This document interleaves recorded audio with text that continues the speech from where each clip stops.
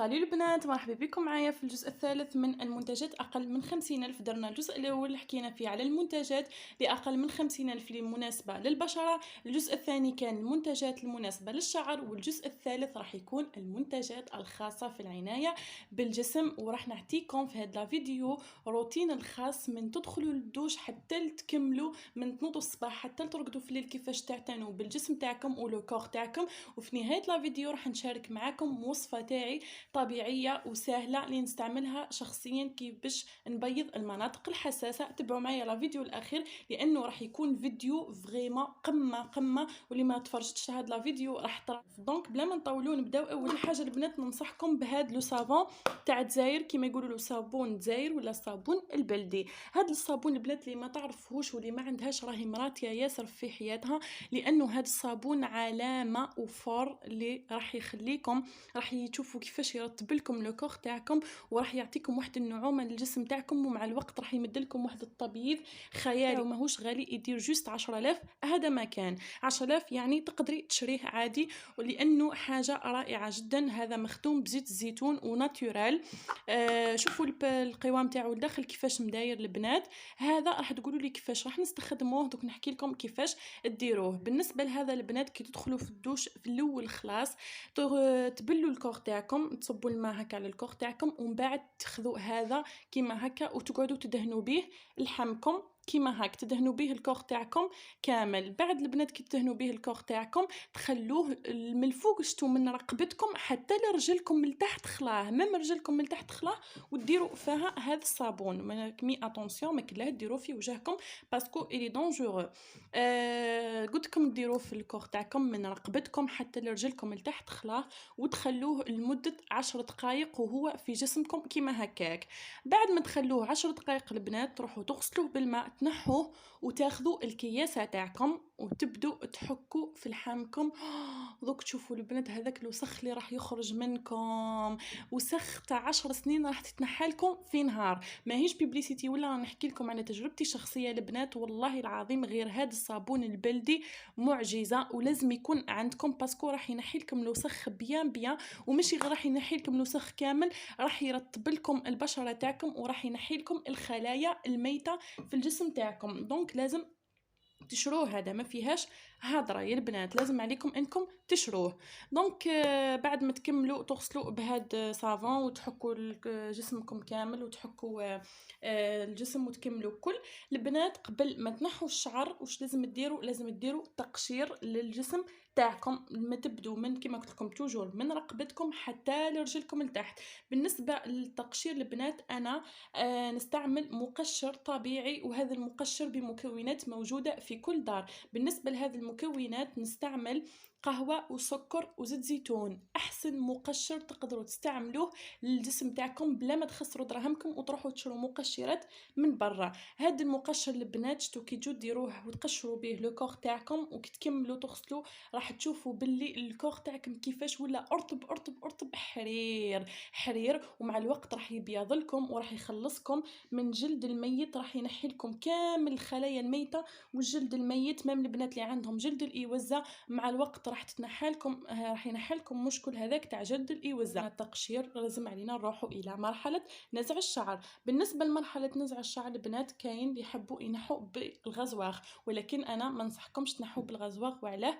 باسكو كي تنحوا الشعر بالغزواغ ولا بجوتابل كيما نقولوا حنا، اللي راح تقعد ميم با دو جور ويعاود يخرج لكم هذاك الشعر وما درنا والو. انا ننصحكم انكم تنحوا الشعر تاعكم بلاسيغ ولا بالواكس، اي سيرتو لاسيغ، باسكو لاسيغ حاجه هايله لانه راح تنحي لكم الشعره من الداخل. دونك راح تنحي لكم الشعره من الجذور، ماشي غير راح تنحي لكم من الفوق بركه، راح تبيض لكم المنطقه هذيك اللي تنحوا منها الشعر. راح يطول باش يعاود يخرج لكم، راح يقعد لكم بالك واحد 20 يوم باش يعاود يخرج الشعر. وممكن يخرج الشعر راح يخرج خفيف، ماهوش راح يخرج كيما ديروا بالغزواغ. لان البنات راني نحكي لكم على تجاربي الشخصيه، مانيش قاعده نخرط عليكم، انا جربتهم وشفت بصح باللي كي تنحي بلا صيغ راح تشوفي باللي الشعر راح يخرج لك خفيف خلاه، ومع الوقت اذا بقيتي تداومي عليه مع الوقت راح كما قلت لكم راح يتنحى لكم الشعر هذاك وينقص لكم خلاه. انا نستعمل هذه لاصيغ تاع ميم، يعني البنات اللي ما عندهمش الواكس وكل يقدروا يستعملوا هذه ميم ملاحه. كاين هذيك لاصيغ الخضراء وكاين هذه مي هذيك الخضراء لهلي تنشف ولا لهلي تفسد شغل هكا كل ماشي ملاحه. هذه ميم احسن منها ودير جوست 10000 برك البنات.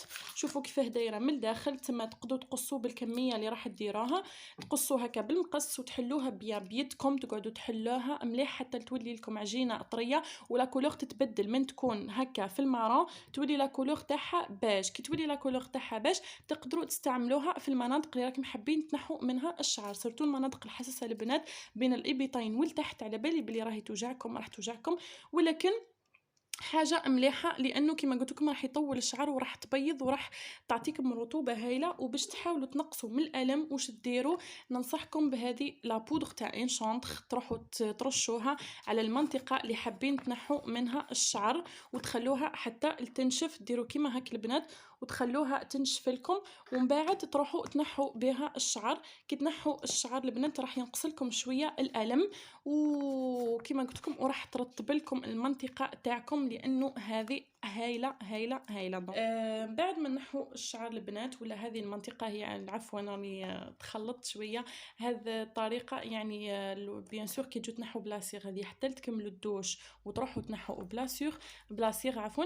مي اذا حبيتوا تنحوا بالغازواغ دونك كيما قلت لكم بعد التقشير طريقه نزع الشعر البنات ما تكونش قبل التقشير، تكون بعد التقشير. وكي نجو نكملوا البنات ننصحكم بهاد لو جيل دوش. وهذه البنات هذه ثاني مليحه باسكو شتو هذيك ديروا راح ديروا نقطة صغيرة من الجل دوش راح تمدلكم رغوة كبيرة وراح تتوزع على كامل المناطق تاع الجسم تاعكم. وبالنسبة للجل دوش أنا نستعمل في هذا فلوكس كير، هضرت لكم عليه من قبل ونقعد توجور نهضر عليه وجامي نبدلو.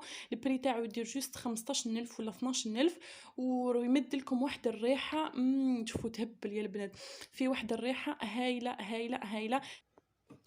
بيان سور بعد ما نحو الشعر من مناطق تاعنا من مناطق تاع الجسم تاعنا ايتو لازم علينا نرطبوا الترطيب، حاجه ضروريه يا البنات. لازم ترطبوا المنطقه هذيك اللي نحيتوا منها الشعر وترطبوا لو كور تاعكم كامل بعد الدوش، ولكن ما ترطبوش الكور تاعكم ديريكت بعد ما تخرجوا من الدوش لانه راح تكون مسامات مفتوحه. حاولوا انكم تقعدوا واحد الساعه هكاك وترطبوا لو كور تاعكم ولا ترطبوه في الليل تاني. بالنسبه للمرطبات انا عندي هاد فازلين كريم فازلين شريتها جوست 15000 ولا 12000 ما تفوتش. ترطب لكم تمد لكم ترطيب خيالي وفيها ريحه الياسمين، الريحه الخفيفه ماهيش هذيك الريحه القويه ولا تمد تخلي في الكور تاعكم واحد الريحه تهبل. الترطيب تاعها ترطيبها يقولوا لي درك الترطيب تاعها يقعد يطول لكم في الكور تاعكم، راح يرطب لكم في المناطق الحساسه.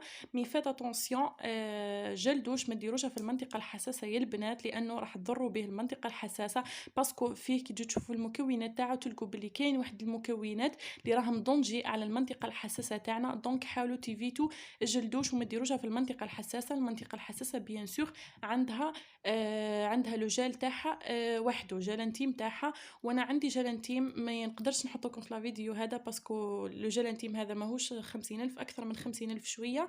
مي حاجه مليحه اذا حبيتوا نحكي لكم عليه نورمال حطوا لي في لي كومونتير دوك ندير لكم فيديو عليه. ولا تقدروا تاني بالنسبه للترطيب تقدروا ترطبوا بكريم فازلين هذا ولا بنيفيا سوفت الغنيه عن التعريف، هذه صغيره دير 35000 ومليحه ترطب لكم ترطيب خيالي. تقدروا ترطبوا بها اليد تاعكم الرجلين المناطق تاعكم كامل مليحه في الترطيب كامل. ثاني البنات بالنسبه للبنات اللي يعرقوا يتو دونك بما انه فصل الصيف يتو لازم نتخلصوا من ريحه العرق يتو، لازم نستعملوا ستيك يتنحي لنا ريحه العرق. ونقدروا تاني عندنا هاد لو بارفان ولا هاد الديودورون تاع ناريتا بيان سور ما كانش اللي ما يعرفها. هذه مليحه تاني فيها ريحه هايله وتحاول تنقص لكم من ريحه العرق المش ملاحه هذيك، والبري تاعها يدير جوست 25000 هذا. وفي الاخير راح نشارك معكم وصفه تاعي المستعمله من مني شخصيا لتبييض المناطق الحساسة. هذه الوصفة البنات معروفة ودايرة ضجة كبيرة، ولازم عليكم انكم تستعملوها كامل البنات، ولكن مع المداومة يا البنات. اذا تستعملوها مرة ومرات لا ما هيش راح تمدكم حتى نتيجة، لازم تصبروا عليها، مع الوقت راح تعطيكم تبييض المناطق الحساسة. تقدروا تستعملوها بين الإبطين ولا لتحت في هذيك المنطقة كما على بالكم. نحتاج في هذا الوصفة لتبييض المناطق الحساسة البنات مكونين فقط، هما زيت الورد وزيت الليمون. زيت الليمون تشوفوا فيه كما هكا البنات، هذا راني خدمته انا وحدي، خدمته العام اللي فات وشفته في واحد لا فيديو، وصح عطاني زيت ليمون صح، لانه استعملت القشور تاعو مع زيت زيتون، خليتهم في مكان مظلم ايتو. من بعد صح اعطاني زيت ليمون، باسكو كي نجي نشم الريحه تاعو نلقاه بلي فيه ريحه الليمون صح. وهذا زيت الورد شريته من عند تاع الاعشاب، تلقوه بارتو، البري تاعو يدير 20,000. ومام زيت الليمون تقدروا تشروه ثاني يدير البري تاعو 20,000. دونك واش نحتاجو، انا استعملت العلبه هذه، فضت لي العلبه تاع السيروم هذه تاع بوبارفيت، فضت لي واش درت فيها، صبيت فيها كميه من زيت الورد مع كميه من زيت الليمون، يعني لازم تكون كميه متساويه. تصبوهم سوا في علبه تاع قرعه تاع بارفان صغيره تكون فضت لكم باغ اكزومبل، ولا باغ اكزومبل هذه تاع السيروم ولا جو سي با، المهم في اي علبه تكون تناسبكم. تخلطوهم مع بعضهم بيان. بعد ما تكونوا درتوا كامل النصائح اللي مديتهم لكم من قبل، من نزع الشعر، من تقشير، ترطيب ايتو، تاخذوا قطنه كيما هكا، وهذا زيت الورد مع زيت الليمون تحطوه على المنطقه الحساسه كقطرات كيما هكا، ومن بعد تمسحوا به بيان بالقطنه كيما هكا، تمسحوا مليح كامل المنطقه الحساسه هذيك. تقدروا كيما قلت لكم تستعملوه في المنطقه التحت ولا تستعملوه في الابطين.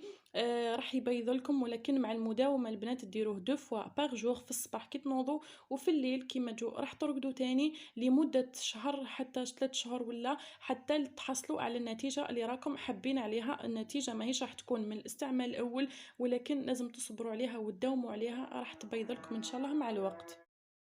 دونك كانت هذه هي طريقتي الخاصه وروتين العنايه بالجسم تاعي والمناطق الحساسه. اذا عجبكم لا فيديو ما تنساوش ديروا لي ابوني، واذا عجبكم هذا النوع من لا فيديو من لي فيديو قولوا لي في لي كومونتير اسكو نكمل معاكم كيما هكا، وفي كل فيديو ندير لكم وصفه طبيعيه، ونحاول توجور نمد لكم لي برودوي رخاص ولا لا. وكما قلت لكم اذا عجبكم لا فيديو، اذا كنتوا اول مره تشاهدوا القناه تاعي ما تنساوش ديروا لي ابوني. والبنات اللي مولفين يتبعوني من قبل ماذا بيا تخلوا لي كومونتير هكا شباب باش تطلعوا لي المورال وتحفزوني باش نقعد توجور نبارطاجي معاكم تجاربي الشخصيه في الروتين للعنايه بالجسم والبشره.